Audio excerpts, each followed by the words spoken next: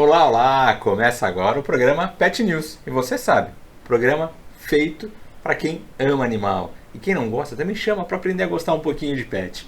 Eu sou Luiz Henrique, médico veterinário, e meu compromisso assumido com vocês é trazer sempre um assunto de muita relevância e profissional super capacitado que vai acrescentar e engrandecer o programa e trazer muito conhecimento para todos que estão acompanhando. E hoje, quem está aqui no programa comigo é uma amiga, né, contemporânea de época de escola. Falar em contemporânea, a gente vai denunciar a nossa idade. A médica veterinária Luciana Denardo, gastroenterologista, e olha, tem um currículo maior do que eu conhecia até, e olha que eu sou amigo. Médica veterinária graduada pela Universidade de Marília no ano de 2001, pós-graduada em gastroenterologia em 2015. Tem cursos na Argentina, 2 cursos fora do país. Hoje é monitora do curso de especialização da Anclivepa. Tinha algo bem interessante aqui também. Autora do capítulo do livro de Oncologia de Pequenos Animais e Animais Exóticos, falando da parte de endoscopia veterinária. Quer dizer, tem muita expertise, tem muito conhecimento para dividir aqui com a gente, e um assunto que é muito interessante, gastroenterologia. E aí eu já começo, Lu, doutora Luciana, gastroenterologia, por quê? Quando que ela chegou na tua vida profissional? Na verdade, eu me interessei primeiro pela endoscopia. Só que na época não tinham muitos cursos de endoscopia disponíveis. Fazem 9 anos, mais ou menos. Então eu falei, já que eu não encontro curso de endoscopia, vou para saber endoscopia, tem que saber gastroenterologia. E eu entrei na pós-graduação, na primeira pós-graduação. E adorei, me encontrei no tema, me encontrei na especialidade. Fiz a pós. No finalzinho da pós, teve curso de endoscopia. Aí eu fiz a endoscopia da mesma empresa. E depois fui para a Argentina fazer com o Dr. Brosdoni lá, fiz os 2. Que é uma referência, cursos, uma referência. Foi o curso da minha vida. Adorei. E segui desde então nessa área. Doutora, para a turma também já começar a entender um pouquinho do que é a gastroenterologia. A gente fala em gastro, o pessoal pensa só em estômago. O que envolve a gastroenterologia veterinária? Todo o sistema digestório, trato digestório, ele vai tratar de parte de cavidade oral, interessante, ninguém associa, ninguém pensa. As glândulas, as mucosas e tal. A parte odontológica é do dentista, mas a digestão começa. Saliva, né? Tudo começa. Esôfago, estômago, duodeno, depois vem o intestino delgado, intestino grosso, que é o cólon, e o reto. Tem também a parte hepática e a parte pancreática, que são pertinentes à gastroenterologia. Na parte pancreática dá muita dúvida, porque, poxa vida, eu vou mandar para o endocrinologista ou mandar para o gastro? Só que o pâncreas ele é um órgão de 2 funções. Ele tem o pâncreas exócrino, que é o trato, a parte de insuficiência pancreática exócrina, que tem as enzimas digestivas e tal. E tem a parte endócrina, que é a parte da produção dos hormônios, que fazem insulina, glucagon e uma série de outros hormônios. E aí já é do endócrino. Sensacional, muito bom. E hoje não é incomum a gente pegar cada vez mais paciente com alteração pancreática. Acredito, até por conta dos exames, antigamente a gente não fazia tanto exame laboratorial mesmo, análises clínicas, fazendo análise pancreática, e hoje é bastante comum. Sim, a gente tem exames cada vez mais específicos, né? Antigamente a gente se baseava só em lipase e amilase, hoje em dia a gente não usa mais esses exames. Tem exames mais específicos para isso. Se eu quero saber se o paciente tem uma pancreatite, uma inflamação do pâncreas mesmo, eu tenho que fazer um exame específico chamado PLI. Se eu acho que o paciente tem sintomatologia totalmente diferente, tá? Uma pancreatite exócrina, que é uma doença que dá diarreia, que dá emagrecimento, aparece alimento nas fezes, tem uma série de outros sintomas. A gente usa o TLI, que é a dosagem do tripsinogênio. Então são exames mais específicos que nós temos hoje em dia, e na época, antigamente não tinha como. A pancreatite, para diagnosticar, ela era muito difícil, é uma doença de totalmente exclusão, você tinha que excluir todas as outras possibilidades para saber, então não é nada disso, então é pancreatite. Hoje em dia não, você consegue fazer uma série de exames que você consegue fechar o diagnóstico da pancreatite. Eu já vou entrar no assunto, você falou de diarreia. Não é difícil, pelo contrário, é bastante comum. a gente pegar um paciente, uma família, alguém que tem em casa um cachorrinho que tem um cocô mucoso, muco no cocô. E para eles sempre é giardia. Ai, cocô com catarro, giardia. Ai, cocô com muco, giardia. Cocô com muco septo sanguinolento, giardia. E não, né? A giardia é o menor dos problemas aí. Tem uma série de problemas que podem ser... Porque é interessante falar também, a diarreia, me corrija até, a diarreia não é uma doença, é um sintoma. É um sintoma. Né? Isso. E aí? É um sintoma e o tipo de diarreia vai me determinar qual a parte do intestino que está envolvida no problema. Olha aí. Né? Então, essa diarreia que você falou, que é aquela de muco, catarro, às vezes tem sangue vivo, ela é uma diarreia de cólon, é uma colite. E a colite pode acontecer por diversos motivos. A giardia, ela é um dos fatores que causam essa embora seja a giardia não seja do cólon especificamente, mas ela é uma das doenças que causam esse tipo de diarreia mucosa. E o pessoal associa. E acaba entrando até com antibiótico, que hoje em dia demais. não tem indicação. Né? O pessoal usa demais o antibiótico para tratar isso. Eu faço a pergunta assim, quando você vai num hospital com diarreia, o médico te dá antibiótico? Não. Ele dificilmente vai dar um antibiótico. Ele tem uma indicação correta. E essas doenças, essa diarreia, são inflamatórias. O cólon, o intestino grosso, ele tem muitas células acinárias, elas produzem muco. E é uma, entre aspas, uma defesa do cólon. Produzir o muco para expulsar o que está incomodando ali. Mas a gente tem muitas causas, as colites. Essa observação, então, de como é que tá o tipo de cocô, o tipo de fezes é importante. Para que já seja ali um método de triagem, um diferencial. As principais triagens, se não for a principal. Por exemplo, se eu tenho uma diarreia líquida ou pastosa, sem o muco, pastosa, o paciente tem urgência em evacuar, ele não consegue segurar, diarreias em jato, geralmente são de intestino delgado. Tá? Essas diarreias, elas são mais graves do que as de cólon. Porque o intestino delgado é a parte do intestino responsável pela captação dos nutrientes todos.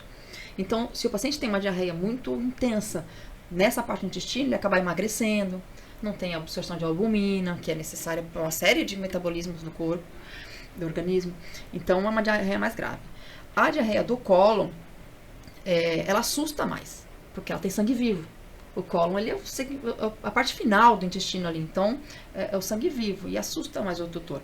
Mas, em questão de gravidade, para oferecer risco para a vida do paciente, ela é menos arriscada. Porque ela dá mais cólica e tal, mas questão de risco de morte do paciente é menor. Ela é menos complicada, menos perigosa. A gente não pode falar que é. Menos perigosa. Vômitos. Vômito é um sintoma. E é um sintoma muito amplo. Ele pode acontecer em muitas patologias. N doenças. Ele só vai mostrar que o paciente não está bem. Ele pode acontecer por problema endócrino, renal, gástrico. Muitas patologias. Medicamentoso. Então nunca automedique. Aí a doutora Luciana está aqui com muito mais competência para falar. Existe uma gama gigantesca de medicamento que vai fazer uma gastrite, né? Sim. Os anti-inflamatórios não esteroidais, né? Eles costumam causar muita gastrite mesmo. E uma coisa muito importante, quando a gente recebe um paciente com vômito, esse é o relato do tutor. Eu tenho que perguntar para ele, é um vômito? Como é que é esse vômito? Ele faz um movimento de abdômen, ele mostra que ele vai vomitar ou ele simplesmente abre a boca e põe para fora? É muito importante essa informação. Identificar isso. Por quê? Porque se eu tenho um vômito, o vômito é um sintoma complexo. Ele tem ação central. A central, no sistema nervoso central, o ponto onde desencadeia essa informação é no duodeno, não é no estômago. O duodeno que dá o start para começar esse sistema todo de vômito. Quando o paciente vomita até a gente, ele tem uma contração abdominal que faz a pressão negativa para o alimento sair. E a parte aérea, a parte respiratória, ela se defende para não ter aspiração. Fecha a glote, fecha o palato mole e a paciente põe para fora o conteúdo gástrico. Quando tem uma regurgitação, que é que nem quando o bebê, quando mama, ele põe para fora, mesma coisa, ele não tem esse preparo. Então, quando o paciente tem uma regurgitação recorrente por algum problema, ou geralmente esofágico, ele tem muita pneumonia aspirativa. Aí tosse, engasga, falta ar, dá pneumonia. Porque ele não teve esse preparo. E o alimento, ou o líquido pode ir para o pulmão, para a traqueia. E aí você tem essas consequências. E seria o caso daquele vômito que o pessoal fala, poxa, ele colocou a ração para fora e comeu de novo.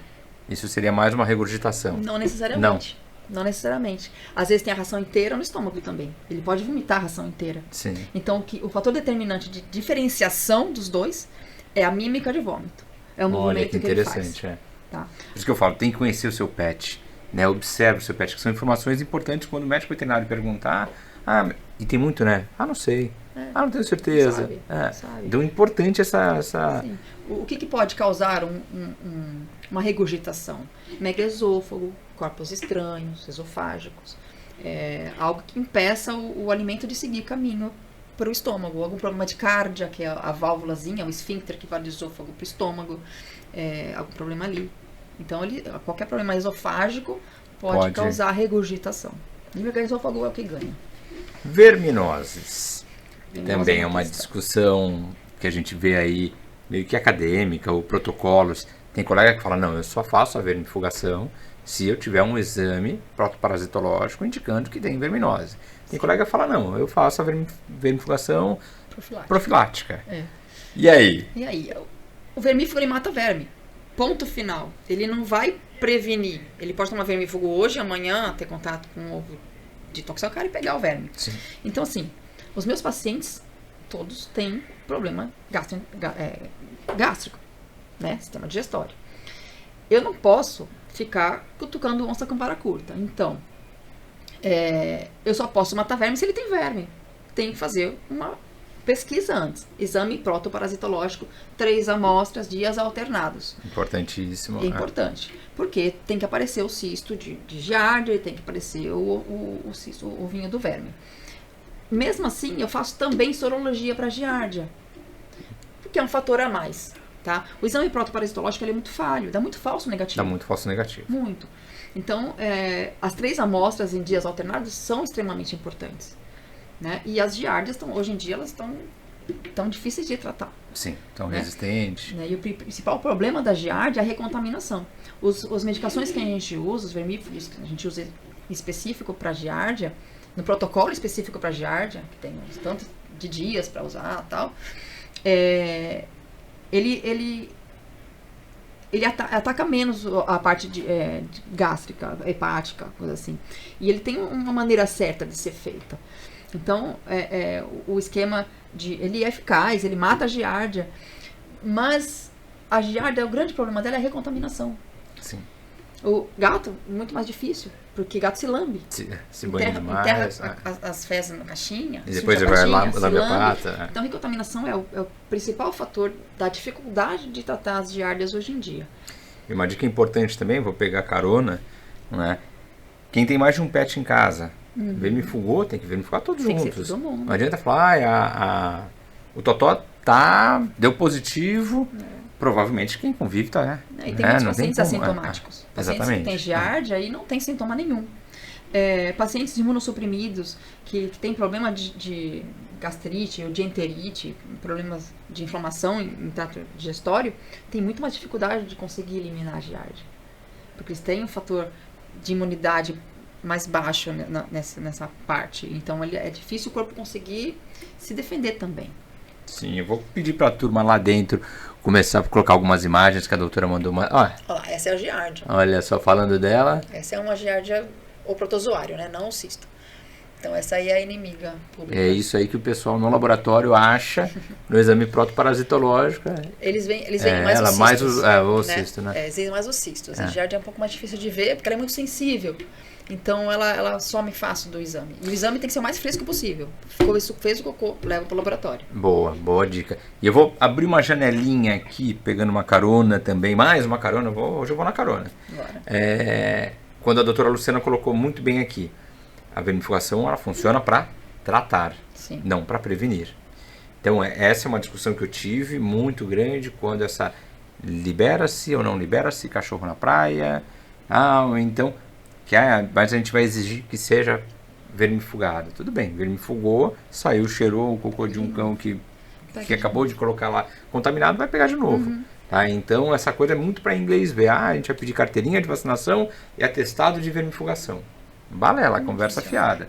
E aí tem os casos aí da lava migrans cutânea, né, o bicho geográfico. Então tem umas coisas que são bem chatas. Eu, particularmente, sou contra o cão na praia. Eu também.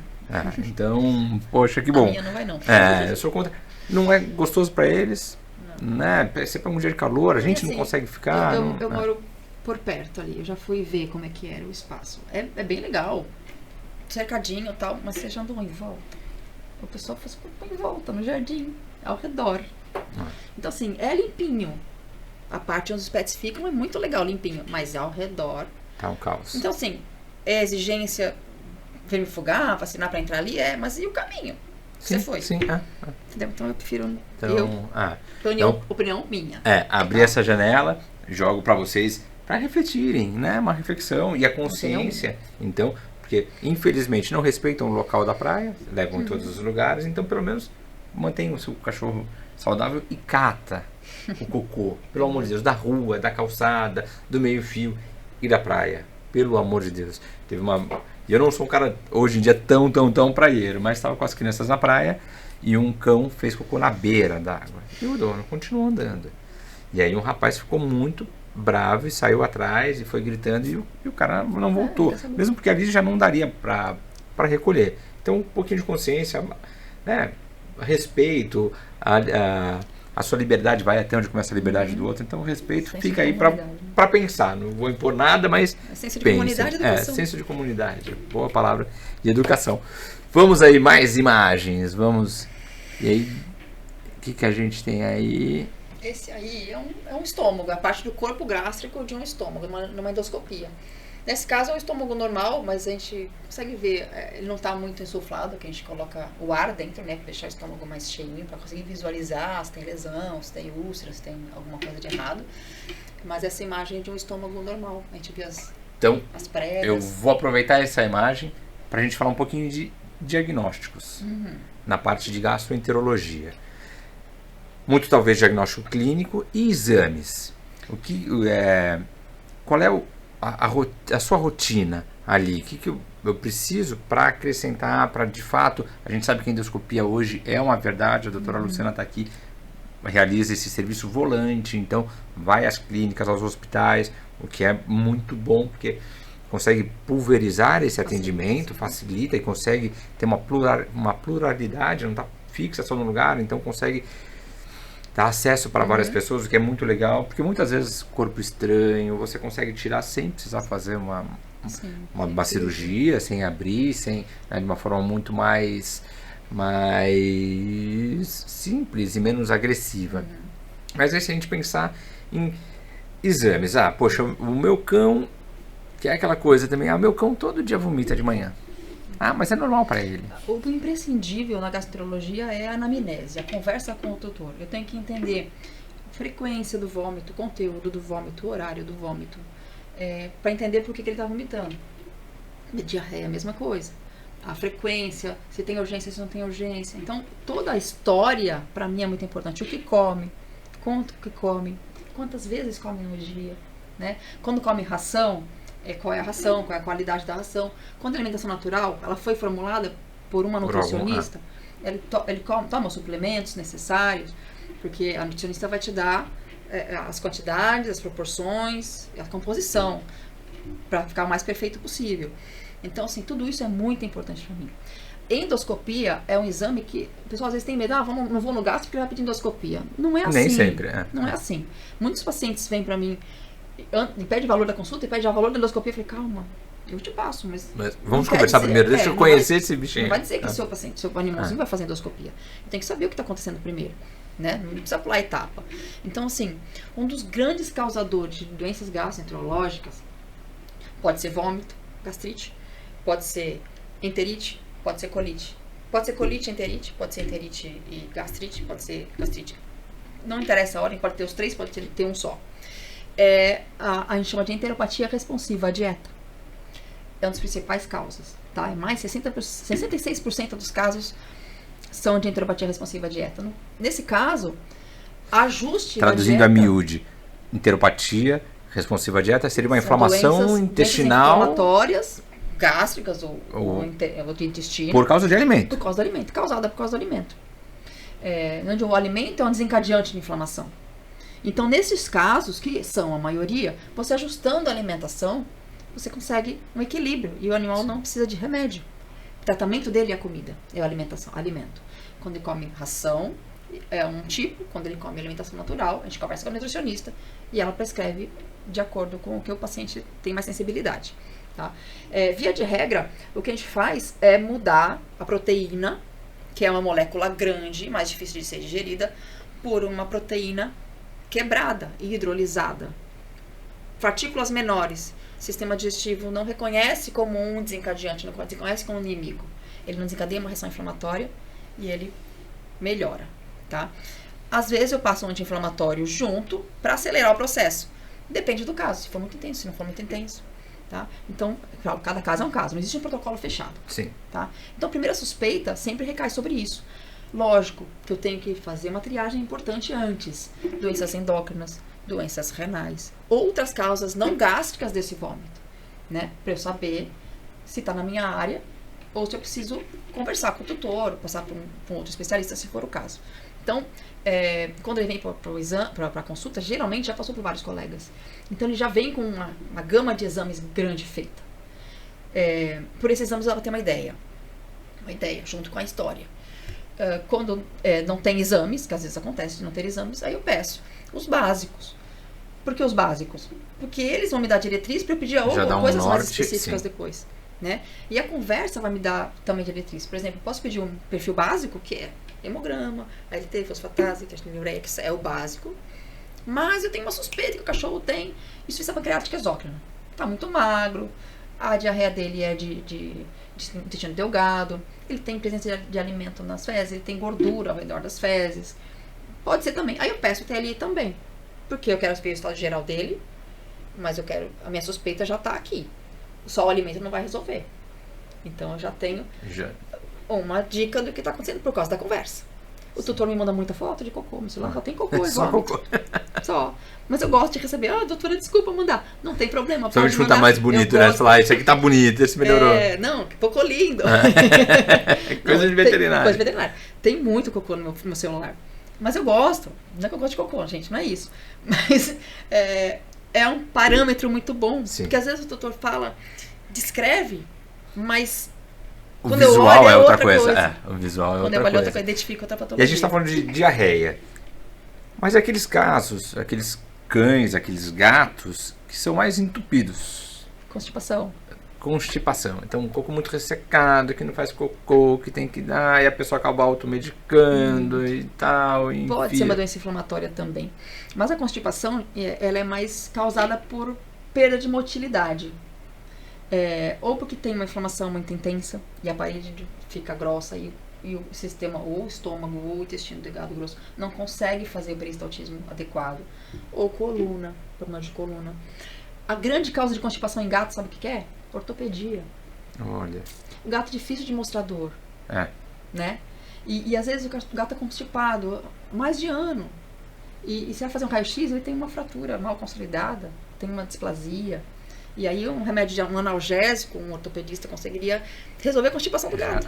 Tirando a dor, resolvendo o problema. Uma acupuntura, uma fisioterapia, é tudo associado. Lógico que tem junto o auxílio da parte gastroenterológica, uma alimentação adequada, uma medicação que pode deixar as fezes um pouco menos dura, ajudar a motilidade. Mas eu não posso, por exemplo, um animal com fecaloma, que a gente fala que quando as fezes já estão duras, dar um procinético, uma medicação que faça a contração, porque eu vou piorar a situação. Né? Porque ele não consegue pôr aquele cocô para fora. Ele tá tão duro, tão grande, tão... Não. E às vezes precisa de um procedimento, alguma coisa que ajude mais para retirar aquelas fezes. Né? Uma lavagem, um procedimento cirúrgico, talvez. É difícil chegar, não é difícil, mas é mais raro chegar nesse ponto. Mas acontece. Animais que têm insuficiência renal, que têm desidratação muito intensa, ou diabéticos, que têm desidratação muito intensa, está em crise, tem mais dificuldade de evacuar. Sim. Né? E a gente passa a alimentação adequada e vai regularizando a situação. Ajustando. Vamos de mais imagens aí, turma. Vamos ver qual é. Essa é a mami. Essa cachorrinha, essa já é a foto do depois dela. Essa ela é boa. Essa cachorrinha, essa é do antes. A gente consegue ver que ela tem até perda de massa, tá mais magrinha, tá bem derrubadinha. Essa cachorrinha, eu vou atender ela semana que vem de novo.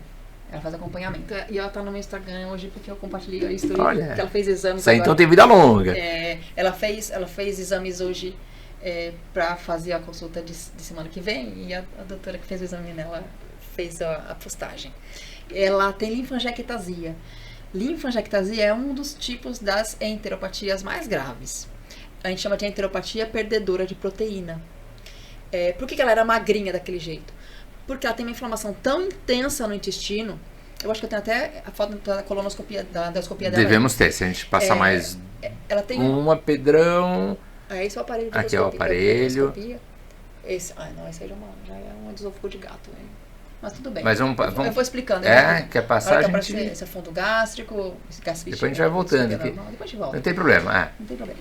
Ela tem uma inflamação no duodeno tão quiser voltar para a foto da cachorrinha. Que ela tem uma dilatação dos vasos linfáticos, os vasos dentro das velocidades da mucosa intestinal, intestino delgado, e ela não permite a absorção das proteínas. Então eu posso dar a proteína que eu quiser para ela, não vai absorver, ela botar tudo para fora. Eu não botei foto do cocô dela não, porque eu fiquei com dó de vocês. Mas era uma poça horrível. E o tratamento para... Assim, os cachorros que têm essa doença, eles debilitam muito rápido, muito fácil. E ela estava naquela situação, ela tinha diarreia há 2 anos, quando eu atendi pela primeira vez. Tratando, né, com vários colegas, mas sem resolução. E o tratamento dela é medicação imunossupressora. Por quê? Não é a dieta que vai resolver o problema dela. O corpo dela reage contra ele mesmo, ele inflama sozinho. Do nada. Ele contra ele. É uma doença autoimune. Então precisa baixar a imunidade dela. Então ela toma uma medicação autoimune.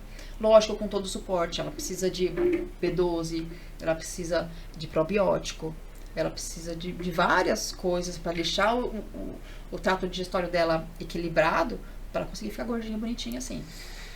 Alguma relação com a raça? Existe alguma raça que seja mais predisposta? Na linfangiectasia não tem. Tem assim, a gente vê mais em Yorkshire, a gente vê mais em raças assim. Mas uma doença que é mais específica de braquicefálicos, ou cachorrinhos que tem a carinha achatada, bulldog francês, boxer, bulldog inglês, coisa assim, é a colite granulomatosa, ou osteocítica.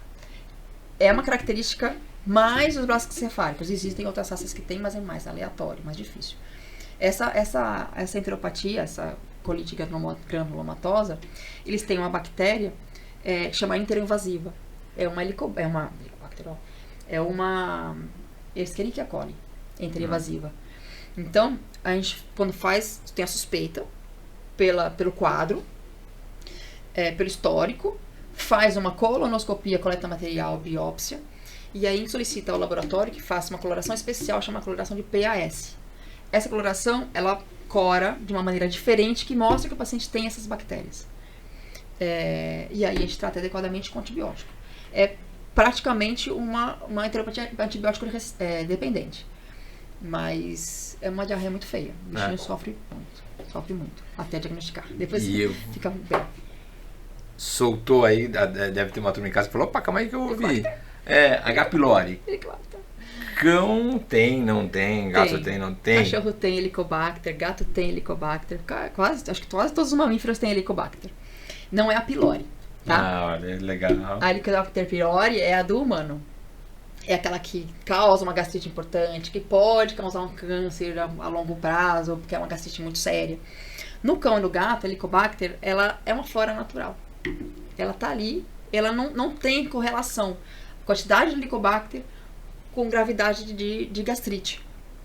Ela é uma bactéria normal do estômago. Geralmente, quando temos uma doença inflamatória, uma doença que está debilitando a parte digestória do paciente, até na alimentação, pode acontecer um aumento da Helicobacter, mas não é causadora de problema, tá? E não se trata mais a Helicobacter. Mesmo porque o tratamento no cão, no gato, no ser humano, era baseado no do ser humano. Era antibiótico, era omeprazol, tal. E ele acabava piorando a situação. Você dá um antibiótico, você desequilibra toda a microbiota intestinal. E, então, hoje Você em bate dia, uma mão e tira com a outra. bate a sopra, né? Não dá muito certo. Então, hoje em dia não se trata mais. A gente trata a causa de base, que é a inflamação que o paciente tem, dependendo da causa que ela for. E aí a Helicobacter acaba sumindo, desaparece. Ou diminui bastante. No caso dessa moçoila aqui, esse aqui é o depois. Essa depois, O Pedrão coloca um pouquinho antes pra gente. Ela tá com uma linha. Quanto tempo foi esse salto dela aí? Acho que foram alguns meses. Porque ela demorou pra recuperar um pouquinho. Então, vale essa atenção. Não existe milagre. Não. E é um tratamento, é um quadro crônico, né? Que já vinha crônico há 2, 3 anos de diarreia. Ela tinha 2 anos de diarreia. 2 anos de diarreia. Mas geralmente então nada vai ser tão rápido. Mas geralmente não é tão, tem que ter paciência. Não é tudo isso. É porque assim, ela devia ter um doença inflamatório no início, provavelmente, tá? Porque não atendia antes. Uma doença inflamatória no início, que foi agravando para chegar na linfangectasia. Porque se ela tivesse linfangectasia desde o começo, ela já teria morrido. Ele foi agravando, piorando. E aí ele foi uma consequência de um quadro inicial. Foi. Consequência. Mas aí, hoje, graças a Deus, ela tá muito bem, graças a Deus. Por isso que eu repito, eu falo muito da nossa época de faculdade, porque é hoje. Então as especialidades estão aí para o clínico geral usar, para você solicitar para o clínico. Não tenha vergonha, fala, poxa, olha, a gente está há tanto tempo tratando, será que não é bom a gente ouvir uma outra opinião? Ninguém fica ofendido, né? Porque todo mundo quer o bom resultado, né? Que é a boa saúde do pet, que é a boa recuperação. Fica feliz quando você encaminha para alguém mais especializado. E sim, assim, alguém que o paciente é seu. Aquilo, o paciente é seu. É você que encaminhou, você que vai fazer as vacinas, o acompanhamento, a vida toda. Eu vou fazer só a parte digestiva. A gente tem uns bons casos aqui que a gente troca aqui. E olha, nada fácil, só bucha, porque aí mistura a nefrologia com a gastroenterologia, que aí são pepinos, mas graças a Deus uma turma que está indo bem. E hoje foi dia de atender uma aqui que a gente já discutiu aqui, batemos um papo a respeito dela. Tem vários grupinhos com neuro, com nefro, com especialistas felinos, com dermato. Não tem jeito. E isso é o gostoso hoje da profissão, do como mudou e como a gente pode levar sucesso. Quer dizer, poxa, quem viu e quem vê hoje um bichinho desse, poxa, a satisfação é muito grande. O gastroenterologista tem que ter na carteirinha, nos contatos dele, um endócrino, um nefro, um cardio, tem todo mundo. E eu acho que uma grande vantagem da medicina veterinária é que a gente conversa. Sim. No humano eu não vejo isso. Assim, tem, lógico, os profissionais que se conversam, mas cada um sabe da sua área e eles não têm um grupinho para conversar sobre um paciente. Duvido que um médico tenha um grupinho. A gente tem e a coisa funciona. Vários grupinhos. E a coisa e faz funcionar. E faz funcionar, trabalha junto. Pedrão, vamos de mais imagem. Acho que a gente tem imagem agora de... Olha. Essa é uma pacientinha minha que ainda está em tratamento. E a minha suspeita principal dela é a insuficiência pancreática exócrina. Eu pedi pra colocar a foto dela aí. Vê que é de março, essa fotinha dela. Comecei agora a tratar ela. Para vocês verem o estado corporal que fica um paciente que tem uma enterite de intestino delgado. Nesse estado corporal que fica. Porque não absorve, né? Não tem absorção de nutrientes. Ela pode... não tem linfangectasia porque eu já fiz endoscopia nela. Né? E fiz endoscopia porque ela acompanhou o corpo estranho. Tá? Não tem a ver... Não foi parte do meu diagnóstico porque a minha suspeita era IPE. Eu fiz a pancreatite exócrina nela primeiro. Então eu sei que ela não tem linfangectasia porque fez o exame, mas seria uma suspeita vendo esse estado corporal sem saber a história. Não tem perda de apetite, come bem, porque tem uma necessidade de buscar. Quem tem pancreática exócrina come muito, tem muito apetite, tem muita fome, porque não está nutrindo. Não está saciada, né? Não perde, tem, o corpo perde, tanto que ela come o corpo estranho. Olha, de tanto desespero por comer. E sim, a tutora é super ansiosa e faz a dieta direitinho, faz tratamento direitinho, começou agora. Esse aí eu só vou pegar ali o caso daquela pastor, só também para dar uma dica. Nunca julgar, né? Não. Porque às vezes você vê na sala de espera um cachorrinho desse, ou você vê na rua um cachorrinho desse, critica, olha, maus tratos, olha que absurdo, olha que coisa interessante. Você falou uma coisa justamente que eu conversei com ela. Assim, eu nem saio com ela na rua, que os pessoal fica falando, apontando. E aponta o dedo, né? Quer dizer, a pessoa já sofre por ter um cãozinho, né? Que hoje é filho, que hoje é membro da família, né? Cada um tem o cão numa consideração própria para si. Então já sofre com a doença do pet, ainda sofrer com julgamentos, né? Então, e assim, a tutora é super responsável, super cuidadosa, faz o que pode e o que não pode por ela, pela cachorrinha, e ela tá ainda nessa situação, ainda tá em tratamento. Eu tirei essa foto justamente porque eu quero fazer o antes e depois dela. A gente vai querer ver depois, a gente vai mostrar o depois aí pra frente. É uma foto dela gordinha e bonita, porque ela é uma Gostosa de uma cachorra. A pastora é tudo de bom, né? Eu sou suspeito. Ela é um doce. Vamos lá, Pedrão. Esse aí é um corpo estranho esofágico. Interessante. É um osso. O cachorro comeu um osso, se não me engano, é costela. Coisa assim. Então, assim, o paciente que come, que tem corpo estranho esofágico, é sempre emergência. Sempre. Tem que ser o mais rápido possível a endoscopia dele. Por quê? O esôfago, ele é um tubo de musculatura fino, muito fino. E quando você tem uma compressão interna, ele faz uma área de isquemia, ele falta sangue nesse pontinho, onde está apontando esse corpo estranho interno. E nesse pontinho da compressão, ele pode necrosar. E é rápido. Um dia, necrosa. E aí você pode ter uma perfuração esofágica. E aí o conteúdo do esôfago vai pro tórax e aí vira um complica. pinaço. Então é sempre emergência, tá? Na endoscopia, o que a gente faz? Entra com um tubo na boca, no esôfago e tenta tirar esse corpo estranho, puxar ele pra fora, tá? Às vezes não é possível. Eu já teve mais de um já que era não esse caso, mas era a escápula, sabe? Aquele osso aqui do frango que tem 3 pontos. É chatinho em cima e tem um no meio. Uma Sim, quilhazinha. a pessoa às vezes não conhece.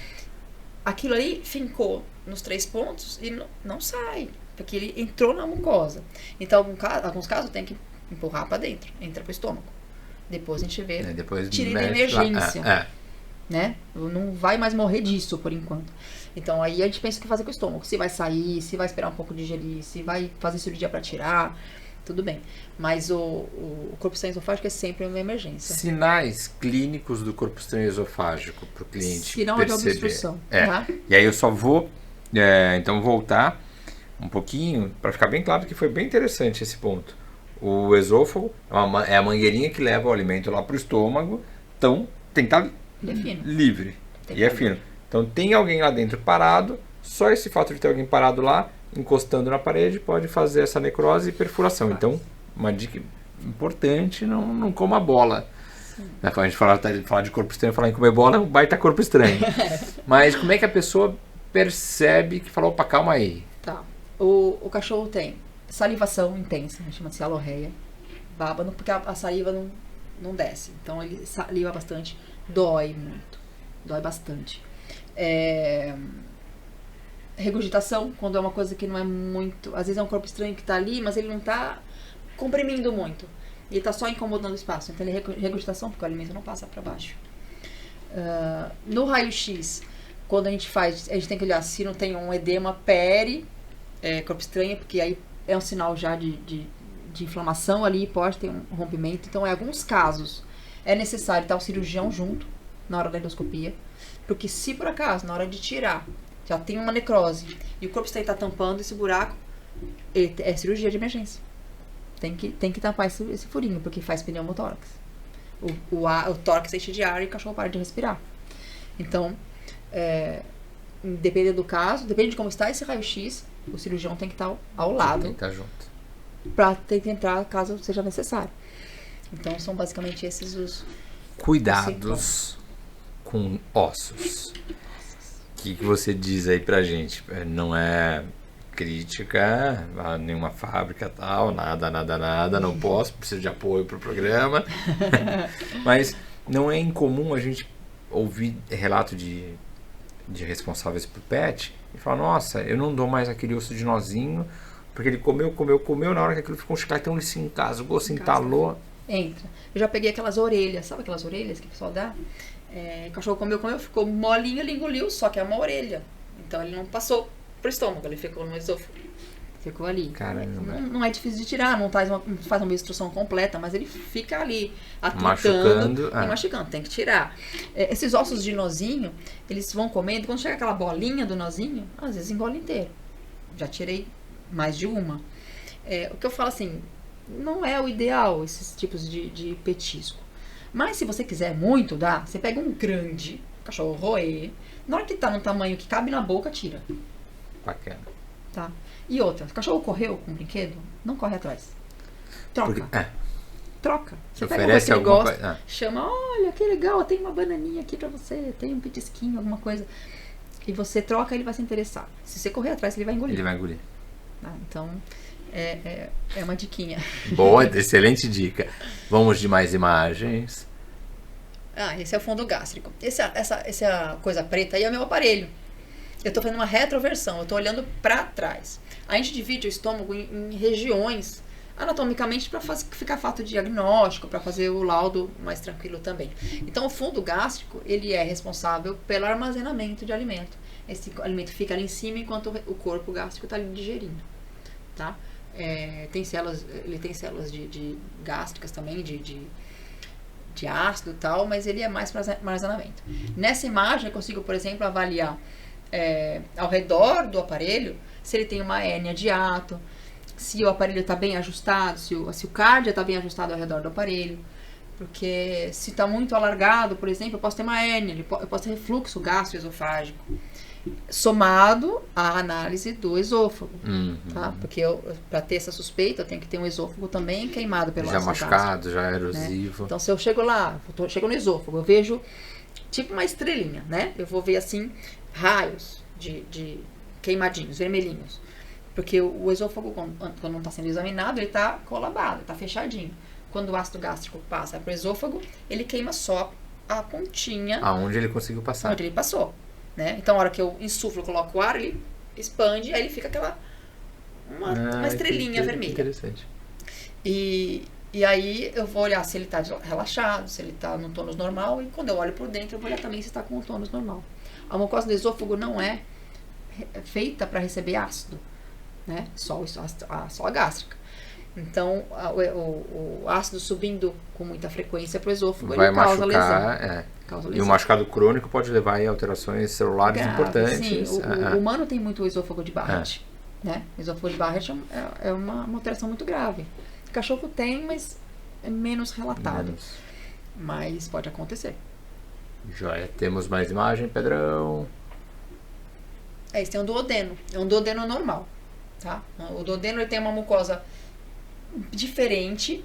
Essa imagem ela tá muito ampliada, né? Então ela fica um pouco disforme, mas a gente consegue ver vilosidades, a gente consegue ver ele é mais aveludado, ele tem um tom mais alaranjado, e é responsável pela absorção, né? Então a gente faz essa análise para ver se está tudo ok. Quando tem o duodeno muito inflamado na imagem, a gente sabe que o animal pode estar vomitando e tendo vômito por causa disso. E aí eu vou voltar lá no nosso começo do papo. Então, muitas vezes um fator provocativo de vômito é uma lesão no duodeno. Uma duodenite.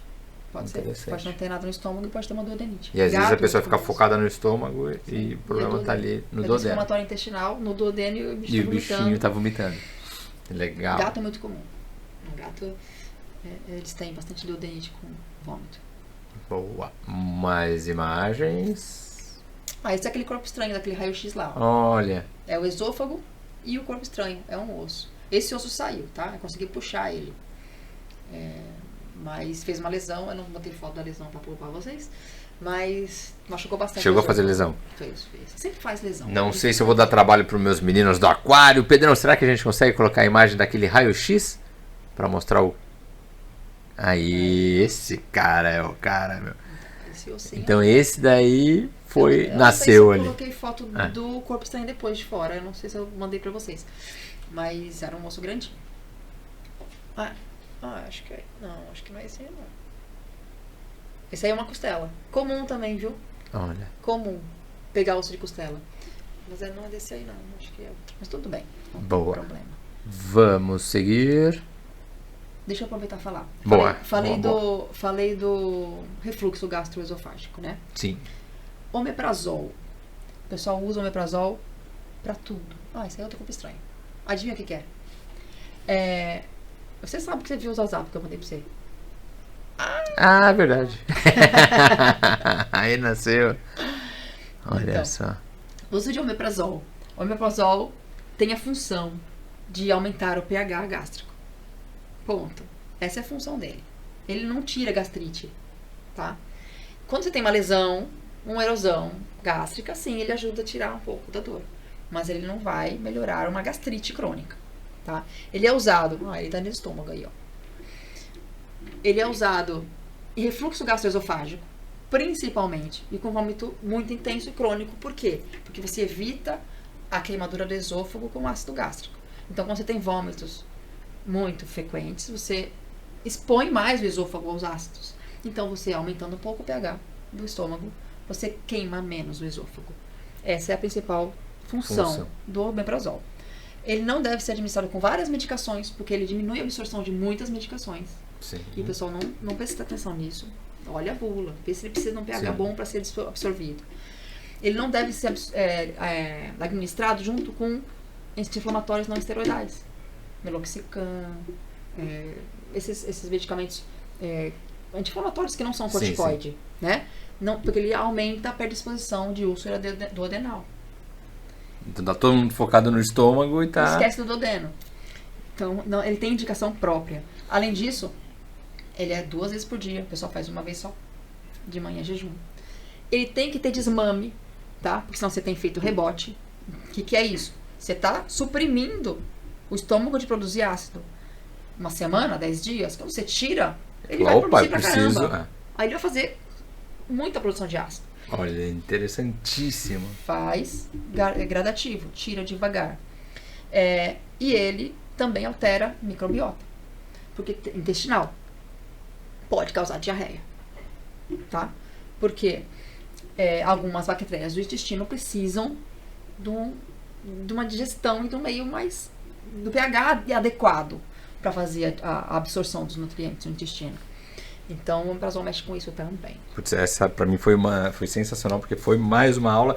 Porque o omeprazol ele entra naquela gama de medicamento que quase que deixou de ser medicamento. Que todo mundo eu faço. Eu tomo, como fulano toma, tal, eu dou pro meu cachorro. Ele tem esse vômitozinho, eu sei que ele tá enjoado para comer e tá com omeprazol. Então, olha, dica importantíssima. A gente escuta sempre uma vez ao dia. Tá aqui, 2 vezes ao dia. Com desmame, para não fazer efeito rebote. Então, nunca automedique. Cachorrinho tá enjoado para comer, leva, passa numa consulta. Você já ouviu falar alguma vez, algumas pessoas já me perguntaram sobre isso, que no ser humano o omeprazol a longo prazo dá demência? Já ouvi. Por quê? Porque o omeprazol, ele diminui a bactéria que faz a metabolização e absorção da vitamina B, da B12. E a B12, em muito baixa, ela pode causar alteração neurológica. Então, não é que o omeprazol dá demência. Não, ele faz parte de um ciclo importante que causa alteração neurológica. Não no cachorro não, tá? É no humano. Então já fica aí a dica, ó, pra Dona Maria, seu José, todo mundo aí em casa que toma omeprazol inadvertidamente. Toma por conta própria. Então, não, busca um médico, vai no gastroenterologista. Né? Tá, eu tenho refluxo, mas eu sinto que eu como pão, volta. Conversar com o médico também. Isso. Vamos lá, Pedrão, temos mais imagens aí, corpo estranho. Então, ali só voltando rapidinho, então a gente teve um fone de ouvido. E aí tirou na endoscopia, tava lá bonitão no estômago. Tava. Esse não funcionou mais. Não adianta. Sem fio, fone sem fio já ficou. Esse não funciona mais. Ela conseguiu pegar a caixinha, levar pra caminho. E é legal como a imagem do endoscópio, né? É uma foto mesmo, é um vídeo ali. Bem legal. Dá pra ver bem e dá pra ver inclusive pedacinho de ração. As rações ração aqui. Inteira. Viu como o vômito de ração inteira às vezes não é? Vem, do esôfago. Ele tá lá então, no estômago. Os cachorros pouco mastigam, tá? Ele quebra, né? Clac, né? Mas eles não têm a enzima como nós temos a amilase para digerir no estômago, na boca. Eles apreendem e engolem, pouco mastigam. O gato então não tem necessidade de mastigar. Ele é carnívoro. Ele não tem os molares plantares para fazer a trituração. Ele rasga e engole. Então, não tem que se preocupar. Meu gato não está mastigando. Alguns mastigam, mas a maioria não mastiga mesmo. Boa. Aí... esse é o corpo estranho esofágico, que era uma costela. Eu não sei se o corpo imagem do raio-x dela. Esse aí, a gente chama de tricobenzoar. É o terror dos endoscopistas. Porque ele se forma dentro do estômago. Tá? Então ele pode crescer ao ponto de não passar de volta. Nem pra cima nem pra baixo. Ele fica ali irritando e a gente apreende porque ele é um bolo de pelo. Cabelo, eu ia fazer a tradução literária. Tricobenzoar, bola de pelo, bastante comum no gato. Que se lambe, muito comum no gato. Mas tem cão que se coça muito, cão dermatopata que coça demais, fatalmente faz Cão também, viu, tem. gente? Então eles formam dentro do estômago e às vezes é preciso cirurgia para tirar, porque ele não passa do cárdia pro esôfago. Porque ele é tão grande, ele cresceu tanto ali dentro que ele perdeu o tamanho possível de se passar por ali. E a gente não pode tracionar e machucar o estômago. Então tem situações que não dá para tirar. Eu fiz endoscopia uma vez numa cachorrinha bem pequenininha, tava vomitando e tal. Ela era pequena, não era filhote, ela era pequena. E fez o raio-x de um brinquedo, um pedacinho de plástico. Falei, tá bom, foi endoscopia. A hora que eu cheguei, ele tinha um brinquedo no meio desse bolo. Caramba. O bolo quase não aparece, às vezes, no raio-x, depende da densidade dele. Então, é uma surpresa, um Kinder Ovo que não foi legal. Um presentinho dentro do estômago. Então, a gente tem que sempre prestar atenção. Esse aí é difícil enxergar, mas tem meia agulha. Aqui, meia agulha. Cachorrinho, era cachorro. Geralmente gato come fio, não com agulha, mas esse aí era um cachorro que comeu. A sorte estava no fio vermelho, foi mais fácil de achar. Mas acho que tem o raio-x dele também aí, pra mostrar. Essa aí foi surpresa. E uma dica legal também, essa é um cofrinho. Esse é um cofrinho. Um cofrinho. Falando do fio ali da agulha, quando você perceber saindo no bumbum do seu pet ali um fio, alguma coisa, não puxa. Não, pode cortar. Não puxa porque você vai... Pode ter alguma coisa na ponta. O intestino ele não é reto, né? Não é uma linha reta, ele tá todo cheio de volta lá, então você pode rasgar tudo lá dentro. E ele tá, não tá insuflado, ele tá murchinho. Não. Então, na hora que você puxar, a linha vai cortar. Vai cortar, então... E pode fazer uma perfuração. Olha o tamanho da agulhinha no estômago. Aquele pontinho brilhante ali, perto da costela ali. Parece até um chip. Parece um chipzinho, é verdade. Olha que danado pra... Vai sair nada. Não vai sair. É uma agulha, mas o mais preocupante não é nem a agulha, porque ela não tá com tanta ponta. É o que tava preso nela. A linha faz um corpo estranho linear. Sim. E o corpo estranho linear é muito perigoso. Perigosíssimo. Ele é uma linha dentro do intestino que pode plissar, ele pode prender a mucosa e aí é cirúrgico. Não tem jeito. Temos mais... Esse aí é aquela costela. Eu ia dar um chutão aqui, eu ia deduzir que pelo formatão. É e é grande, gente. Olha o tamanho dela pro tamanho do pet. Por sinal, o tamanho do pet é bem grande. Muito grande. Ela não é grande fora, mas pro tamanho do cachorrinho é grande. Né? Essa fez uma lesão feia, bem feia, no esôfago. Porque ela tem duas pontas que pegaram ali. Ela quase perfurou o esôfago, por muito pouco. Esse paciente ficou de sonda gástrica, gastroesofágica. Esôfago gástrica. Porque eu não queria que passasse alimento por ela. Ele ficou uns 15 dias de tão sonda. machucadinho que ficou. Sim. Porque estava tão quase perfurando que eu falei, põe uma sonda, é melhor se alimentar por sonda do que passar o alimento por ali por enquanto. Ele ficou bem. Para não ir machucando. Temos aí... esse é aquele daquele... Esse é cheio de coisas. o cofrinho, a moeda. Tá vindo cheio de coisas no estômago lá pra baixo também. Esse aí, foi legal porque ele fez um raio-x, é um cachorro grande, era um labrador, ele fez um raio-x pra ver coluna, porque tava com dor na coluna. Um achado acidental. Aí achou esse monte de coisa aí. Olha. Porque isso aí tem muito tempo de ter comido um prego, uma pedra, não comeu tudo num dia, né? Foi comendo aos poucos. Foi comendo. Mas olha que perigo, pedaço gente. De couro em cima, tinha muita coisa. E o grande perigo, o pregão, né? O prego, um mas grande perigo. Ficou bastante tempo nesse estômago dele, viu? Porque sorte. O dono teve um prejuízo financeiro. Temos mais imagens. Esse é o megaesôfago. A principal causa de regurgitação em cão. Tá? O megaesôfago ele pode ser causado por muitas coisas. Em cães já adultos, tem uma situação uma doença que chama miastenia focal grave, que ele dá uma perda de contratilidade no esôfago, que causa essa situação. Tem hipotireoidismo pode causar isso, tá? Em cachorros jovens, filhotinhos, quando começam com regurgitação muito frequente e a gente faz raio-x contrastado, porque o exame ideal para fazer é o raio-x contrastado. A endoscopia pode até ser feita, mas o raio-x ele é o padrão ouro, tá? Os filhotinhos, eles podem ter o que a gente chama de persistência de ducto aórtico.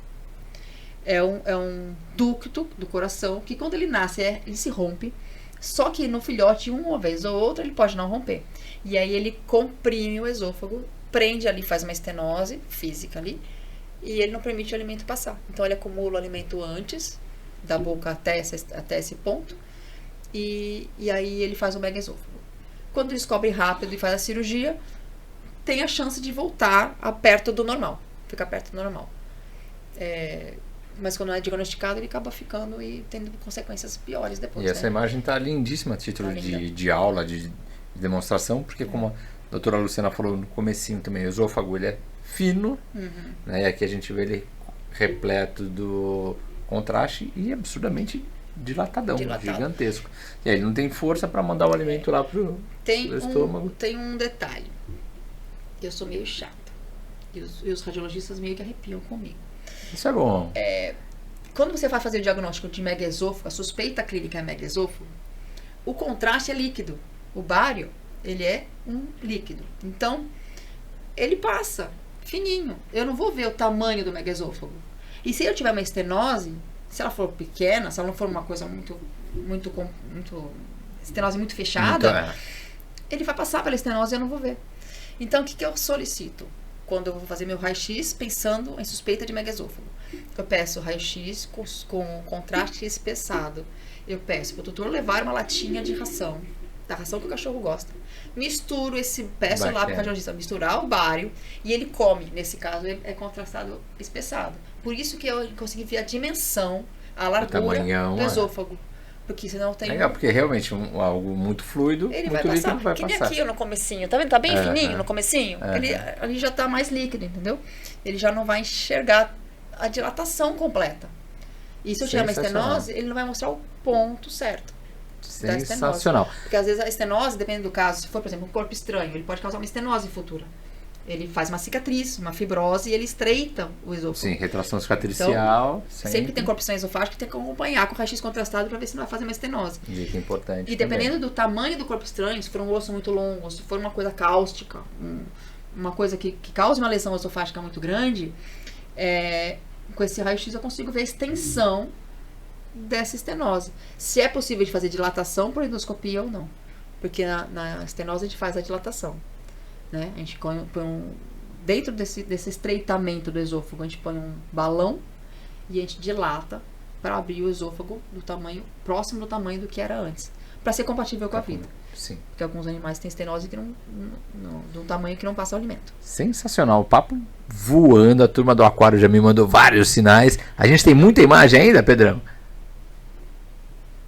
Aí, corpo estranho também. Daqui, difíceis, porque tem 3 pontos. Que agarra. Isso é um caroço de... acho que é pêssego. Eu ponho sempre a seringa do lado pra mostrar. E esse é aquele osso lá, daquele raio-x primeiro. Olha. A gente via a pontinha dele. Pra machucar. Ele tem 3 pontos. É esse aí. Boa. Esse é o pronto. Boa. Aí... esse é o intestino, o duodeno da mami. Tá bem... Como ele Vê como é diferente do outro? Como ele é mais feião, né? Dessa pequena. Ele era assim, feio. E você vê o outro raio-x bonitinho, é bem diferente. E olha, eu vou pedir até pra... eu ia falar pra deixar essa mocinha aí, que foi um case de sucesso, né? Mostrar como um bom tratamento, com conhecimento, com estudo, a gente consegue levar a qualidade de vida e tá aí. Um antes e um depois que deixa todo mundo feliz, deixa todo mundo... E com certeza pai e mãe de pet estão felizes. A história dela é uma querida. Lu, papo voou, a gente estourou. Porque teoricamente era meia hora. E nem falou de fígado, que eu adoro. Então, e a gente vai fazer Então já fica aqui. E fígado tá bombando de caso, bombando. A gente tem um caso bastante complexo, é silencioso. Aí tem algumas alterações aí que se acham ao exame ultrassonográfico, nas vesículas, exame de sangue, rotineiro, você pega uma LT, uma fosfatase super aumentada, umas coisas meio escabrosas, já encaminha, já vamos conversar com quem conhece. Então, já fica o meu compromisso, a gente vai bater um papo só de fígado, porque fígado de fato tá bombando. Tem as colangites, tem os gastríades. Então tem muita coisa legal. Vamos fazer um programa só de fígado. Teoricamente, videocast é meia hora. O nosso já é 1 hora. E aqui a gente já estourou a 1 hora. Papo Então, gostoso, papo gostoso, papo muito elucidativo, muito corriqueiro, né? Para quem tem pet, corpo estranho, vômito, diarreia, constipação. Então é um papo que tenho certeza que vai prender muito a turma em casa, que a turma vai compartilha, manda para amigo, manda para o vizinho. Putz, eu sei, a prima da minha namorada tem um cachorro que toda hora vomita. Olha, manda esse vídeo para ela conversar, para ela ver e para ela buscar a solução e buscar a saúde. Lu, show de bola o papo. Também adorei. E detalhe, não é normal vomitar. Não é normal. Ah, um gato vomita uma vez por semana. Não é normal vomitar. Não é normal. Isso que eu falo. Vomitar não é normal. Não. Ah, vomita todo dia de sintoma. manhã, é Tá dele. te mostrando. Não é dele, tá tentando te mostrar alguma coisa. Abre o olho e aceita enxergar isso. O bate-papo foi sensacional. Show. Agradeço demais. Se quiser mandar um último recado de hoje da Gastro, para depois a gente já tá aqui o compromisso assumido para a gente falar de fígado. Beleza. Então, gastroenterologia é uma área muito interessante, muito importante. Ela envolve vários sistemas, ninguém trabalha sozinho. A gente precisa do endócrino para ver a vesícula biliar, para ver o fígado, a gente precisa do nefro para ver a parte de uremia e de gastrite, se ela é a causa. Então, fósforo. É sempre multidisciplinar. A gente sempre trabalha muito em conjunto com os colegas para chegar no diagnóstico e a melhor solução para o paciente. Às vezes o meu tratamento não é o melhor para ele, mas aí a gente vai jogando e vê o que é melhor. Chega num ponto de equilíbrio. O desfecho é sempre a melhora da qualidade de vida e da saúde do paciente. E os sintomas não podem ser menosprezados. Então, um vômito frequente, uma diarreia de vez em quando. Quem tem diarreia mais de 3 semanas já é crônico. Já tá com a imunidade do parte microbiota não tá legal. Tem que ver o que está acontecendo. Não deixa chegar num ponto que fique irreversível, né? Então, tenha suspeita. Você conhece seu bicho, né? Você conhece seu animalzinho. Tá desconfiado de alguma coisa, já procura ajuda, né? Troca ideia com o seu veterinário. Verdade. Se ele quiser trocar ideia, perguntar alguma coisa, eu tô aberta a tirar dúvida. Aí tem muito colega que manda WhatsApp, manda foto de cocô, manda exame e eu tô respondendo, tô ajudando o que eu posso ajudar. Show de Tá bola. bom? Essa é a medicina veterinária moderna. Isso aí. Turma, olha, o bate-papo vocês viram, voou, foi muito legal, muito elucidativo. Curte, compartilha, participa, interage com a gente, manda dica, pede aí pra gente o que vocês querem ver aqui, que a gente mostra. Luciana, doutora Luciana Denardo vai voltar para falar de fígado e um dia a gente vai acompanhar lá, de repente, um procedimento endoscópico, porque é muito legal de se mostrar, de se ver. Então tem coisa boa aí por vir. Continua acompanhando a gente. Pet News, curte, compartilha. TV DN 360, curte a gente aí e vem com a gente para os próximos, tem muita coisa boa. Turma, obrigado pela audiência, pela paciência com a gente e vem com a gente aí que tem coisa boa para frente. Beijo, fiquem com Deus, boa semana.